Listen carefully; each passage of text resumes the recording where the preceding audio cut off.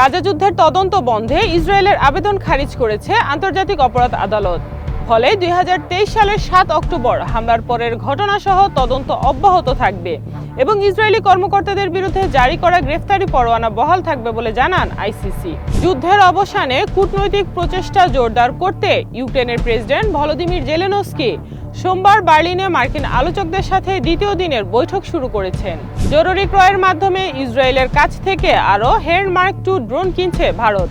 গত ২৩ বছরে অন্তত ১৪ বার দুর্ঘটনার মুখে পড়ে ইহুদিদের তৈরি এই পাইলটবিহীন যান, কিন্তু তারপরেও হেরনের উপর এদেশের বাহিনীর অগাধ বিশ্বাস একটু কমেনি। ইউরোপের বিভিন্ন ব্যাংকে গচ্ছিত রাশিয়ার $২,৪৬০ কোটি ফ্রিজ করছে ইউরোপীয় ইউনিয়ন। ইইউ জানিয়েছে ফ্রিজ করা এই অর্থ যুদ্ধবিধ্বস্ত ইউক্রেনের পুনর্গঠন এবং রাশিয়ার সম্ভাব্য হামলা থেকে নিরাপত্তা নিশ্চিত করতে ব্যয় করা হবে। সরকারি এক অনুষ্ঠানে সার্টিফিকেট নিতে আসা এক মুসলিম নারীর হিজাব টান দিয়ে খুলে ফেলেছেন ভারতের বিহার রাজ্যের মুখ্যমন্ত্রী নীতিশ কুমার। ১৫ ডিসেম্বর পাটনায় এমন কাণ্ড ঘটিয়েছেন তিনি। এ ঘটনায় ভারত জুড়ে সৃষ্টি হয়েছে তীব্র প্রতিক্রিয়া। ক্যাপিটাল হিলসে সমর্থকদের হামলার নির্দেশ দিচ্ছেন এমন একটি এডিটেড ভিডিও প্রতিবেদন প্রকাশের অভিযোগে বিবিসির বিরুদ্ধে মানহানির মামলা করেন ট্রাম্প। মামলার দুটি অভিযোগের প্রতিটির জন্য তিনি $৫ বিলিয়ন করে মোট $১০ বিলিয়ন ক্ষতিপূরণ দাবি করেছেন।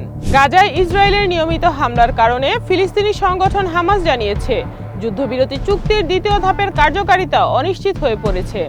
এছাড়াও মধ্যস্থতাকারীদেরও আহ্বান জানানো হয়েছে ইসরায়েলকে চুক্তি মেনে চলতে বাধ্য করার। পারমাণবিক বিজ্ঞান ও প্রযুক্তিতে ৩টি নতুন সাফল্য উন্মোচন করেছে ইরান। চিকিৎসা ও গবেষণামূলক প্রয়োগের পাশাপাশি জাতীয় পারমাণবিক নেটওয়ার্ক চালু করেছে দেশটি। ১৫ ডিসেম্বর সকালে তেহরান আন্তর্জাতিক প্রদর্শনী কেন্দ্রে আয়োজিত এক অনুষ্ঠানে এসব অর্জন তুলে ধরা হয়। মেক্সিকোর মধ্যাঞ্চলে জরুরি অবতরণের চেষ্টা করার সময় একটি ছোট বেসরকারি বিমান বিধ্বস্ত হয়। এতে অন্তত ৭ জন নিহত হয়েছেন।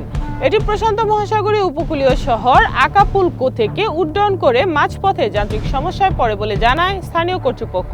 সামাজিক যোগাযোগ মাধ্যম এক্সের ব্যবহারকারীরা মনে করেন ব্রিক্স বৈশ্বিক অর্থনীতিতে ক্ষমতার ভারসাম্যে পরিবর্তন ঘটিয়েছে।